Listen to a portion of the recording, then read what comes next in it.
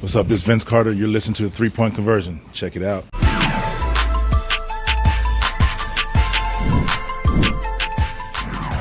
Well, we got to start with the elephant in the room. Did you know your daughter was good at free throw defense? Man, no, I just seen it. She went viral. I haven't let it soak in yet. Everybody keeps saying, but that's her. I kept hearing something during the game. Then it was one free throw somebody missed, and I looked back and I was like, damn, that's my daughter screaming. So I was just making sure she was all right though. Zach, the timeout, 2:45 left in the third quarter. You guys are down 16. You came out, you had that run. Obviously, at the end of the quarter, kind of ended up getting fourth cut thinking. But what's the mindset? What's the team talking about? What are you trying to do coming out of that timeout where it looks like you're kind of dead in the water? Just be aggressive and get it close before the fourth quarter. Rotation-wise, he was going to come in early fourth, so just try to get it close. We weren't doing terrible on defense. It just wasn't getting good breaks, but offensively we were slow. We weren't getting downhill. Just wanted to be aggressive attack and, obviously just get going. And once that happened, I think the rhythm for the whole team got going. Zach, when you see a team struggling at the free throw line like they did the entire game, can you start to get a sense and feel it that they are tightening up and it is getting a harder chore for them each time they go up there?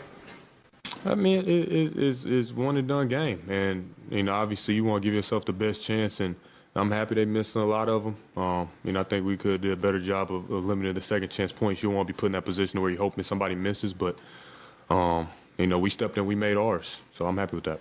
DeMar, you've been in a lot of these elimination sort of situations where you've seen performances. What did you think of the way Zach played, especially in the third, into the fourth, and what he did for the team? Man, amazing. He carried us, was aggressive, downhill. He put his will on the game, and we all followed behind that, offensively and defensively. That's why he is who he is. It was great. I knew it was coming when I seen his feet start moving fast. I knew he was going to get to being aggressive and getting downhill. Nobody could guard him getting downhill. We was making plays. Guys was locked in. It was fun. Tonight was fun. What was kind of the general mood when you guys were down 19, but you started chipping away in that third quarter? I mean, we was fine. You know what I mean? We was fine. Nobody kind of panicked or we just knew what we had to do. We put ourselves in a hole, and we understood what we had to do to get ourselves out, and that's what we did. Zach, you had that one, that heat check three in transition. Obviously, you kind of done most of your damage in that period, attacking the rim. Talk through that kind of decision on that break there when you nailed that three. In transition, they were so far back. Gary Trent, transition, people know I'm going to be trying to go to the rim. So if his feet were below the three-point line, I just pulled up. I wanted to hit the next one after that, too. So, it was, I get going. I'm going to throw them up there with confidence and get downhill next possession. Y'all did just start getting to the rim a whole lot more in the second half. Yeah. What changed, what shifted for you that you were able to get this team to the rim? Just aggressiveness, yeah. Really. I think, we started figuring out how they're playing us. They're so far up the court, and they started doubling him with pick and rolls. We really didn't want any screens, space them out if they draw a double team. Once we start getting downhill, find open man. But for me in the third quarter, just be aggressive and throw it all out there. Zach, just considering also just your season, man, the way you started, coming off the injury, just adrenaline, just as a feel, what kind of feeling do you have to have a game like this, kind of one of the bigger ones probably in your career? Yeah, it feels good. I knew I was going to get in rhythm after, coming off the injury in the summertime. Credit to him, he did a good job talking to me, when I was upset early on in the season, getting my rhythm back. And then, obviously, about a month before All-Star break, started feeling like myself. And I think everything, you guys could see that. Numbers show it. And, I wanted to take it into this, these playing games. DeMar, there was so much hype around this game leading up to it. What did it actually feel like in the moment to be able to clinch this game in this environment? It's always great coming here. This is my first home. This is where I built my foundation, who I was as a professional, as a man. So it's so much that I'm connected to here. I'm going to forever be connected to. So it's always great. It's always bittersweet coming here.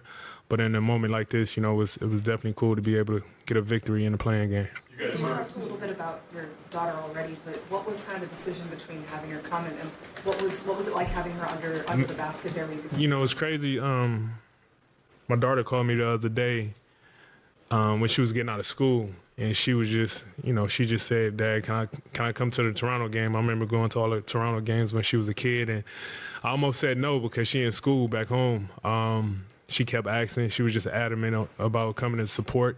And I just said, you can miss one day at school and, come to a game. And I'm glad I did. I owe her some money for sure. Is she coming fresh? Nah, she got to go back to school. School class. Yeah. 9. Yeah. Zach, you walked in and heard Billy answer the question about Miami, and I know playing games are different animals than regular season games, but why do you think you guys had success against Miami in the regular season? I mean, we matched up well against them. Obviously, this is once again a one-and-done situation. We have to go in with the same mindset. They're going to make adjustments. We are too. But, it's going to be whoever wants it more. And I think it comes down to that. DeMar, you've been around Chicago now 2 years, and there's always a lot of noise around Zach, it seems like. What a game like this kind of play, say about him what people don't know and maybe what don't appreciate?